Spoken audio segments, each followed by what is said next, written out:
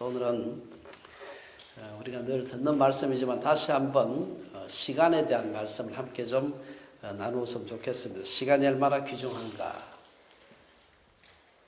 저도 이 시간이 지나면서 하나님 앞에 감사하는 제목 중에 새 한 해 하는 것은 1년에 한 번이지만 사실 날마다 하나님께서 또 내가 하루 살 수 있는 시간을 주셨구나. 우리에게 주어진 많은 하나님의 선물들 중에서 시간만큼 귀중한 선물이 있을까, 그런 생각을 해봅니다. 오늘 우리가 이 시간이 왜 그렇게 귀중할까, 한 4가지 정도 오늘 말씀을 중심으로 해서 한번 생각을 해봤으면 좋겠습니다. 이 땅에서 우리의 시간이 짧기 때문입니다. 우리가 구약에 보면은 욥은 자기가 당한 고통에 대해서 말하면서 자기가 얼마나 많은 시간을 잃어버렸는가, 영어 표현을 보면 도적 맞았는가, 그렇게 표현을 하고 있습니다.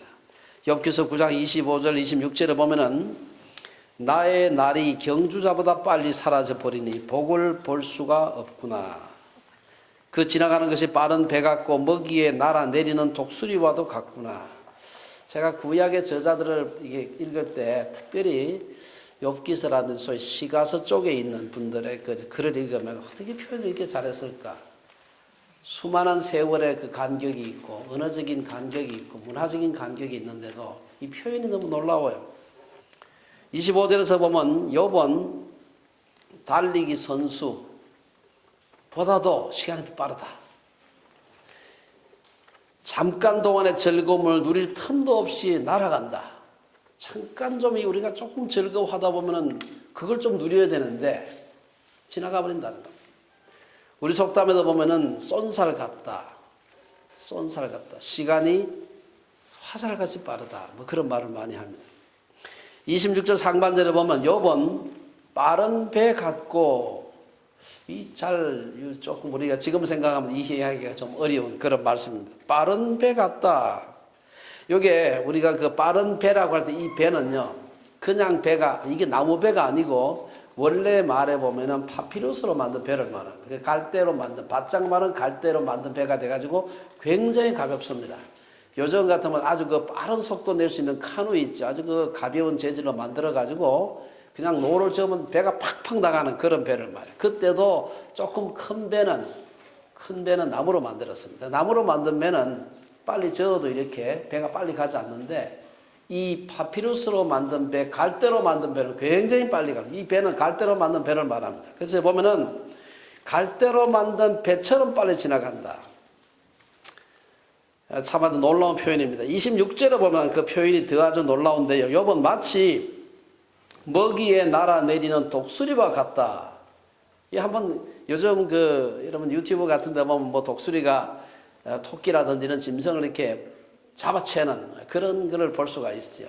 보면은 독수리가 이제 위에서 날고 있고 넓은 들판에 숨을 데도 없고, 숨을 내면 먼 데서 건너가서 숲으로 들어가야 되는데 거기까지는 도저히 뭐 뛰어갈 수가 없고 방법이 없는 겁니다. 그 독수리한테 채여가는 거 외에는, 잡혀가서 죽는 거 외에는 방법이 없는 그런 아주 외통수에 있는 토끼를 한번 생각해 보면은 그 토끼가 어쩌면은 독수리라고 하는 시간에 쫓겨가는 우리의 모습이 아닌가, 뭐 그런 생각을 해보는 겁니다. 여기 보면 먹이에 날아내리는 독수리와 같다. 꼭 그 표현이 맞지 않나. 마치 우리는 살아날 소망이 전혀 없는, 시간이라고 하는 그 괴물을 도무지 피할 수 없는 그런 존재가 아닌가. 우리 각자는 미래를 바라보면서 죽음이 달려오는 기차와 같이 우리들에게 다가오고 있음을 알아야 됩니다. 우리가 길에서 만난다면은 이렇게 차가우면 이렇게 피하면 되지만, 그러나 같은 레일미에서 다가오는 죽음을 이쪽에서 오는 기차를 피할 수 없는 것처럼, 마주보는 기차처럼 우리가 이 죽음이라는 것을 맞닥뜨릴 수밖에 없다는 것이죠. 오늘 우리가 그 찬송가에 보면은, 우리 찬송가 552장에 우리 개편 찬송에 보면 아침 해가 돋을 때 한 노래 다 잘 아실 겁니다. 거기 보면 2절 3절에 광음과 같다. 요즘 잘 안 쓰는 말인데 과거에 많이 썼던 한자 말이죠. 빛과 같이. 옛날 그 사람들은 사실 갈릴레오 이전까지만 해도 빛의 속도는 무한대라고 생각했기 때문에 빠르다 느리다 말을 할 수가 없었어요. 왜냐하면 무한대 속도는 그는 속도, 무한대라고 하는 것은 그거는 크기가 아니고 개념입니다. 그렇기 때문에 빛의 속도가 무한대라고 하는 것은 그거는 빠르기에 어떤 것을 견줄 수가 없는 거예요. 그런데 근대에 와서 빛이 빠르기는 굉장히 빠른데 무한정 빠르진 않다 하는 것이 사람들에게 알려지고부터 이제 빛도 빠르다, 무지하게 빠르다 이런 얘기를 할 수가 있게 된 겁니다. 그래서 광음과 같다, 빛과 같이 빨리 간다. 요즘은 그런 표현을 많이 쓰는 것입니다. 우리 한국인들의 평균 수명을 80세라고 할 때 사실 우리들 각자의 남은 날이 얼마가 될지 하는 거 우리가 헤아려 볼 수가 있습니다. 나는 그 통계, 평균치 통계에 속하지 않아. 저는 그런 교만이라고 생각을 합니다. 여러분 아시겠지만 평균 수명이라고 하는 것은 수백만 명을 평균치 내서 통계적으로 작성한 숫자예요. 그보다 더 살 수도 있고 대신에 더 적게 살 가능성도 그만큼 있다는 것이죠. 아마 생명보험을 하시는 분들은 이 말을 더 실감나게 우리가 느끼지 않을까. 우리의 시간이 짧기 때문에 그렇다. 두 번째, 짧기도 할 뿐더러 우리가 얼마나 남았는지를 모르는 겁니다.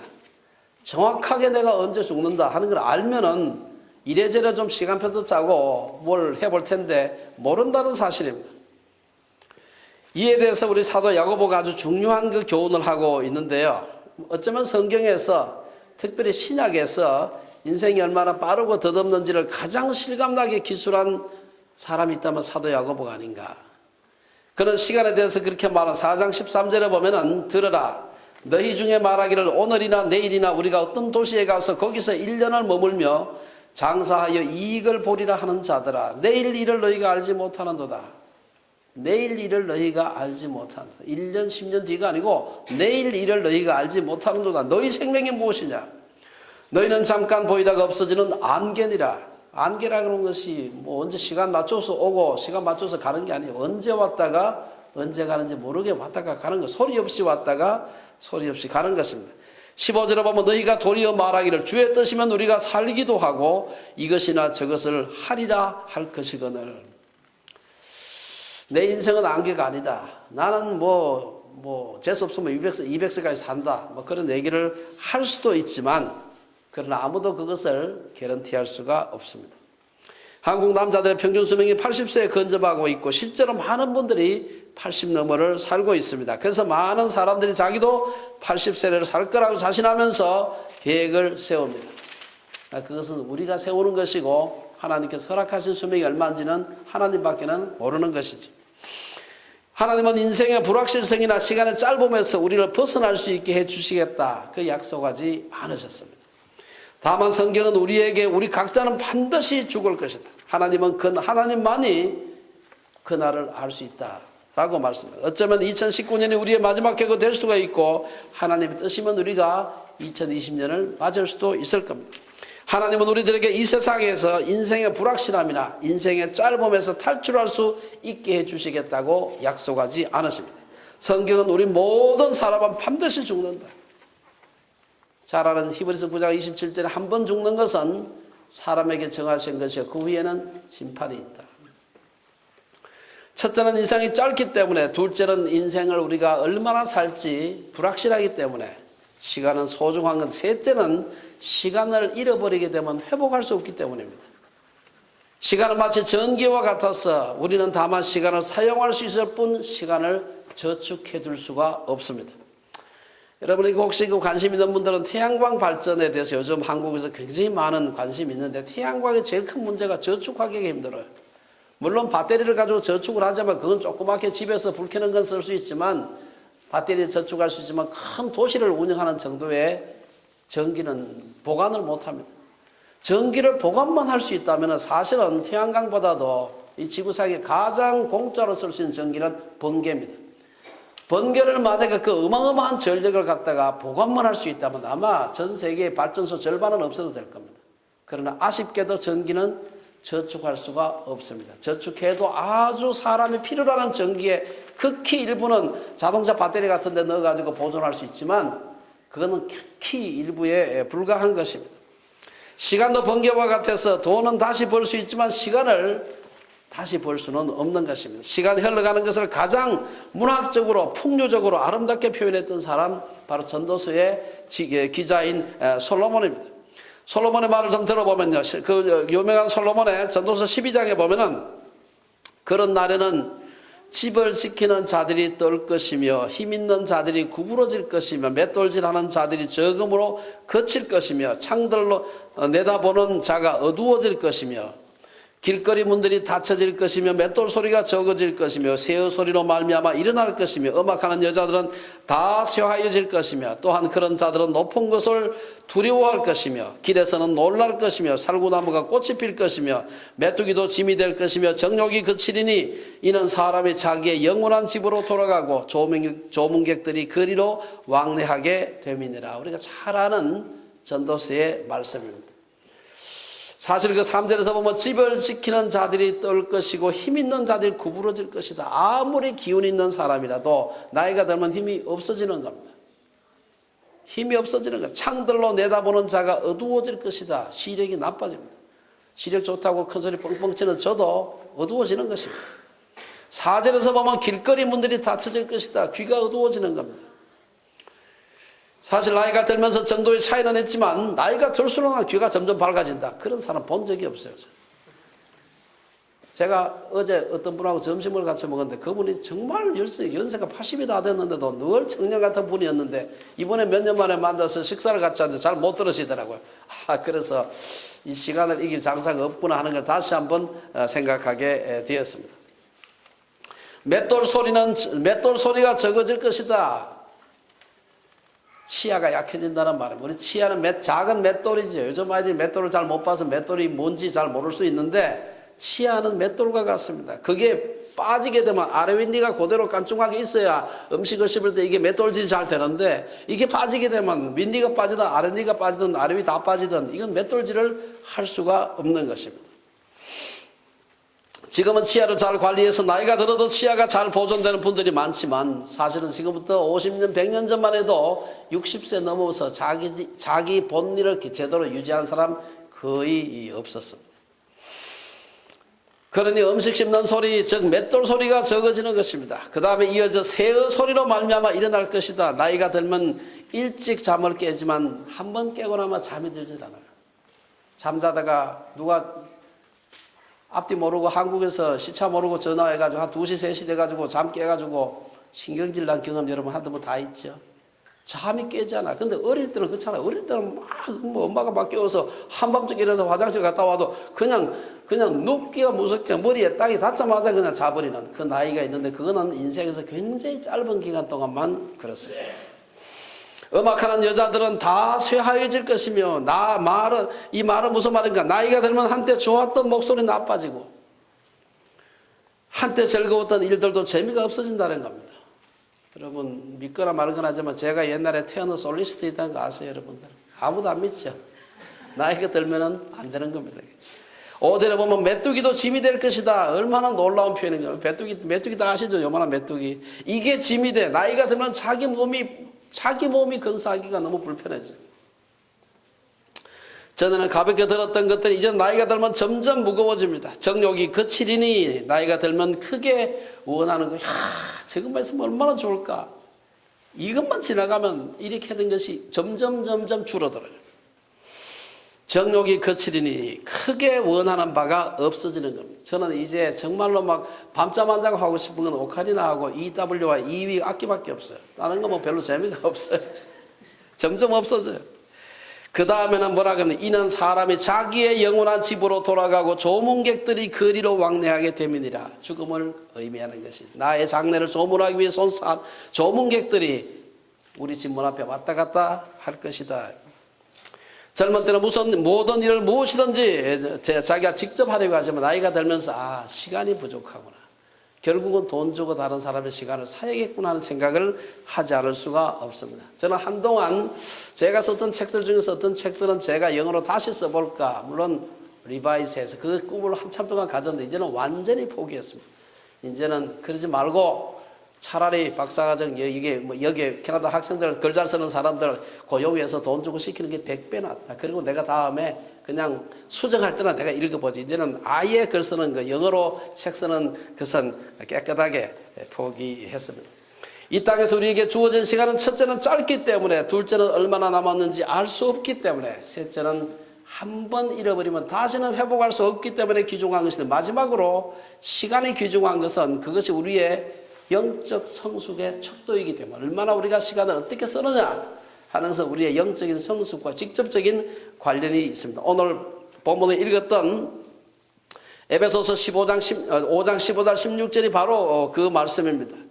그런즉 너희가 어떻게 행할지를 자세히 주의하여 지혜 없는 자 같이 하지 말고 오직 지혜 있는 자 같이 하여 세월을 아끼라. 때가 악하니라. 시간과 직접 관련되지는 않았지만 오늘 이 5장 에베소서 5장 앞쪽에 15절 조금 앞쪽에 한 8절에 보면은 비슷한 본문이 또 교훈이 나오고 있습니다. 8절에 보면 너희가 전에는 어두움이더니 이제는 주 안에서 빛이라. 빛의 자녀들처럼 행하라. 빛의 열매는 모든 착함과 의로움과 진실함에 있느니라. 주를 기쁘시게 할 것이 무엇인가 시험하여 보라. 너희는 열매 없는 어두움의 일에 참여하지 말고 도리어 책망하라. 우리가 예수를 믿게 되면 빛의 자녀들처럼 살아야 된다는 것을 말합니다. 어떤 사람은 인생을 생각 안 하고 그냥 막 사는 듯이 보이는 분들이 있습니다. 주의하지 않고 시간을 사용한다는 말이, 잠언 기자는 이렇게 사는 사람을 어리석다 그렇게 얘기하고 있습니다. 그래서 오늘 본문은 시간을 주의하여, 주의한다는 말은 신중하게 사용하라. 그냥 대나마나 보내지 말고 신중하게 사용하라. 어떤 것을 아주 신중하게 조사한다 그런 뜻입니다. 오늘 주의하라. 그럼 어떻게 해서 우리가 지혜를 얻을 수 있을까요? 이에 대한 답은 오늘 에베소서 5장 17절에 있습니다. 그러므로 어리석은 자가 되지 말고 오직 주의 뜻이 무엇인가 이해하라. 시간을 잘 사용하기 위한 최선의 방법은 하나님의 뜻이 무엇인가 그걸 늘 생각하며 사는 것입니다. 바울이 그렇게 말한 이유는 왜 그렇습니까? 이 시대가 악하기 때문에. 다시 말해서 그렇게 노력하지 않으면 이 시대의 악함을 그대로 따라갈 수밖에 없기 때문에 무엇을 성취할지 목표를 세우지 않고 시간을 소비하게 되면 이 시대의 악함에 우리가 빠질 수밖에 없다는 것이죠. 그럼 우리가 이 귀중한 시간이라는 선물을 어떻게 사용할 수 있을까요? 첫째, 우리가 낭비해서는 안 되겠다는 것입니다. 많은 사람들이 시간을 돈이라고 얘기합니다. 근데 그건 사실은 잘못된 표현이에요. 돈보다도 훨씬 더 귀중한 겁니다. 그런데 어떤 사람들은 돈을 쓰레기통에 버리는 사람은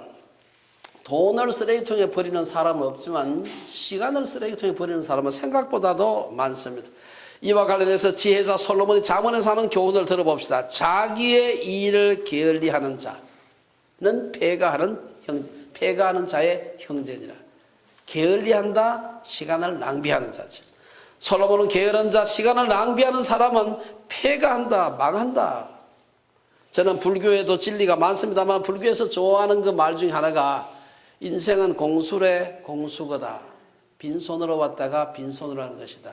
불교의 진리가 많습니다. 맞는 말도 많고. 그런데 요거는 제가 봤을 때는 아주 틀린 말이거나 적어도 기독교적인 세계관, 성경적인 관점에서 봤을 때는 전혀 맞지 않는 말입니다. 인생 우리는 절대로 이 세상에 태어날 때 빈손으로 오지 않았고 또한 빈손으로 가서도 안 되는 것입니다. 우리가 부모님에게 태어날 때 얼마나 많은 걸 받아서 태어났는지 모릅니다. 건강을 어느 정도, 물론 태어날 때부터 나쁜 건강, 어떤 그 질병을 가지고 태어날 수 있지만 소수의 사람들은 그렇지만 대부분은 어느 정도의 건강, 어느 정도의 가정적인 배경, 그래도 괜찮은 부모님, 그래도 괜찮은 친구, 어느 정도의 재능, 그 중에서도 7, 80년의 시간, 물론 그전에 죽는 사람도 있습니다만 대부분의 평균 수명을 살고 죽는다고 봤을 때는 7, 80년의 시간을 가지고 우리가 태어나는 것입니다.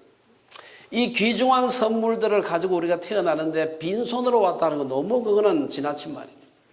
우리가 그 빈손으로 오지 않았고 만수레로 왔는, 우리가 가득 손에 가지고 왔는데 이것을 우리가 하나님 앞에 만수거, 우리가 잔뜩 우리가 하나님 앞에 돌려드리고 가야 할 책임이 있는 것입니다. 이렇게 귀중한 시간이지만 하나님은 우리가 시간을 낭비한다고 막 그 자리에서 호통을 치거나 하늘에서 막 스피커 확성기 앰프를 대고 우리에게 뭐라 하지 않습니다. 가만두지요. 하나님은 우리가 원한다면 멸망에 이를 때까지 가만두십니다. 그러나 우리가 하나님께 간구한다면 그분은 우리에게 지혜를 주시는 것입니다. 시간을 지혜롭게 사용하면 생명에 이른다. 부지런히 주의해서 시간을 낭비하지 않는 그런 한 해가 되어야 되겠습니다. 두 번째, 어리석게 사용하지 말아요. 낭비해서도 안 되지만 사용하긴 하는데 어리석게 사용하면 안 된다. 어리석다는 것이 무슨 뜻인가? 잠언 기자에 의하면 어리석은 자는 하나님의 뜻을 구분하지 못하지만 지혜로운 자는 하나님을 경외하는 삶을 살 수 있다. 잠언 9장 10절에 보면 여호와를 경외하는 것이 지혜의 근본이고 거룩하신 자를 아는 것이 명철이라. 중요한 것은 우리가 하는 모든 일에서 하나님의 뜻을 구하는 것입니다. 이것을 향한 하나님 뜻이 무엇일까? 이 사업을 향하신 하나님 뜻이 무엇일까? 시간이라고 하는 귀중한 선물을 낭비하거나 어리석게 사용해서는 안 되는 것입니다. 세 번째, 주의 뜻이 무엇인지 분별해야 된다는 것입니다. 어떻게 우리가 하나님의 주신 시간을 잘 사용할 수 있을까? 우리는 늘 선택을 하면서 사는데 어느 것이 바른 선택인지 우리가 분별하면서 주의 뜻을 분별하면서 하는 것이 필요합니다. 우리가 주의 뜻을 분별해서 시간을 사용하면 성공적인 삶을 살 수가 있다는 말이죠. 저는 하나님께서 주신 시간을 자신의 일이나 사역을 위해서 사용하는 것과 관련해서 한 두 가지 정도 생각해야 되지 않을까. 첫째는 우리가 바쁠 때 잊어버리기도 하고 하지만 그래도 우리가 하나님과 맞대면하는 시간을 하루에 한 번은 가져야 되지 않을까 하는 생각을 합니다. 어떤 분은 새벽 기도를 매일 나오는 분도 있을 테고요. 어떤 분은 혼자 큐티를 하기도 하고, 어떤 사람은 사람마다 가정마다 좀 형태는 다르지만 한 분은 도대체 내가 누구고 내가 하나님 앞에서 이 하루를 바르게 살았는지, 혹 실수한 일은 없는지, 눈을 감고 하든 뜨고 하든 성경 읽으면서 하든 안 이으면서 하든 방에서 하든 산책하면서 하든 하나님과 1대1로 군대 말로 조우하는 일이 한 번은 있어야 된다. 그 다음에 자주는 못해도 한 일주일에 한 번 정도는 뭔가 좀 다른 사람을 위해서 나의 어떤 연관된 일 말고 그를 위해서 좀 시간을 내놓을 수 없을까, 그 고민을 좀 했으면 좋겠습니다. 저는 그 중에서 여러 이웃을 위한 일 중에서 교회를 섬기는 시간을 떼어놓기를 부탁을 드립니다. 저는 여러분 아시겠지만 공부하는 걸 업으로 하는 사람입니다. 사실은 전문 목회자도 아니고요. 그럼에도 불구하고 예수를 믿는 집안에서 태어나서 지금까지 살면서 제가 배운 것 중 하나가 이 불완전하고 어설픈 교회를 섬기는 것이 얼마나 거룩한가 하는 것을 제가 알게 됐습니다. 특별히 지난 10여 년 가까이 교회를 제가 이 목회자로 섬기면서 교회가 생각보다 신비롭구나. 이게 우리 교회가 몇만 명 모이는 교회도 아니잖아요. 그럼에도 불구하고 이것이 정말 귀중하구나 하는 생각을 제가 더욱더 하게 돼서, 이 불완전하고 서로가 수군덕에 싸움도 하고 서로가 얼마나 보기 싫은 일도 많지만 그럼에도 불구하고 하나님께서 이 교회를 사랑하시는구나, 교회의 신비다 하는 생각을 하게 되는 것입니다. 아무리 사회적으로 높은 직위에 있고 부자고 학자고 대단해도 교회를 섬기는 게 필요합니다. 그게 저는 그리스도인으로서 최소한의 겸손이라고 생각합니다. 교회를 섬기는 게 필요합니다. 어떤 형태로 섬기든지 자기가 하나님께 주신 은사를 따라서 교회를 섬기는 게 필요하다. 마지막으로 몇 가지 말씀드리고 마치겠습니다. 해마다 이때가 되면은 우리가 특별히 나이가 좀 든 분들은 내가 앞으로 얼마나 더 살 수 있을까, 새해가 맞았어, 너무너무 좋아 하고 그냥 난리치고 하는 것은 자기 나이 10손가락으로 헤아릴 수 있을 때나 그런 마음 같죠. 그거 지나게 되면 한 해 나이가 들수록 또 먹었어, 내가 지난 한 해 뭐 했지, 왜 이렇게 시간이 빨라. 우리 모두가 다 그런 가운데 모두 새해 새소망 덕담 가지고 새해를 했지만 우리끼리 말은 안 했지만 마음에 또 한 해가 갔구나, 올해는 어떻게 될까, 부담 가지고 이래 새해 맞지 않았습니까? 결국 얼마 지나지 않아 떠날 수밖에 없는 인생이지만 그러면서 그 가운데서도 우리가 어떻게 시간을 아낄까 하는 생각을 해야 됩니다. 짧은 인생 살면서 우리 모두가 삶의 명수가 되어서 이 존재를 위해서 발버둥 치며 살면서도 이게 길지가 않구나 하는 생각을 하는 것입니다.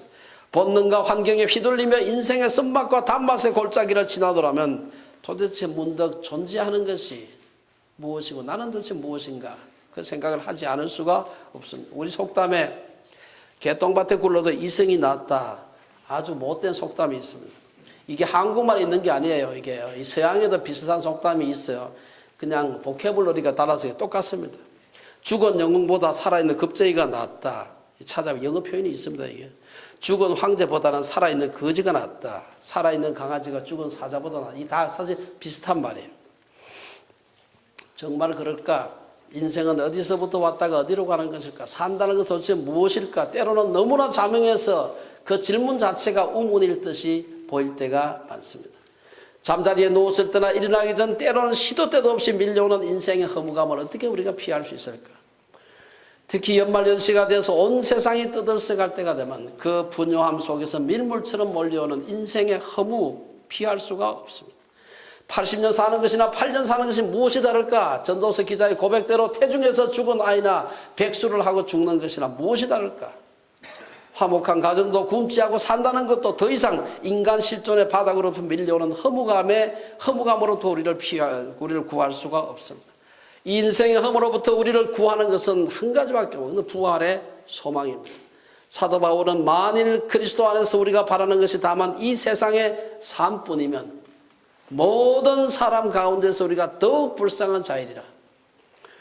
세상에는 자신의 의지로 존재한 사람이 없습니다. 존재가 자신의 의지도 부모님의 의지도 아니었다면 결국 우리는 창조주의 의지라고 밖에 말할 수가 없습니다. 많은 사람들이 자기가 자기의 주인이라고 생각하지만 동시에 내 마음대로 내가 존재한 것이 아니라는 것, 얼마나 아이러니컬한 일인지 모릅니다. 존재를 의식할 때 나는 이미 존재하고 있었고 존재하지 않을 수 없는 상태에 있는 것입니다. 결국 나는 나의 주인이면서 동시에 나의 존재는 생명 즉 살으라는 명령을 내렸었던 창조주의 것이라는 것입니다. 그렇지 않다면 우리는 어디서 와서 어디로 가는지 우리가 영원에 잇대어진 존재의 의미를 찾을 수 없는 것이고 그것이야말로 인생의 가장 큰 비극이요 절망일 것입니다. 까마득한 존재의 절벽과 끝없는 허무의 10년 사이에 끼인 인생, 그래서 앞으로 갈 수도 뒤로 물러설 수도 없는 인생의 딜레마를 해결하기 위해 하나님이신 예수께서 육신을 입고 이 세상에 오신 것입니다. 제가 얼마 전에도 이건 살 수도 없고 안 살 수도 없다, 이 말을 제가 몇 번 들은 적이 있어요.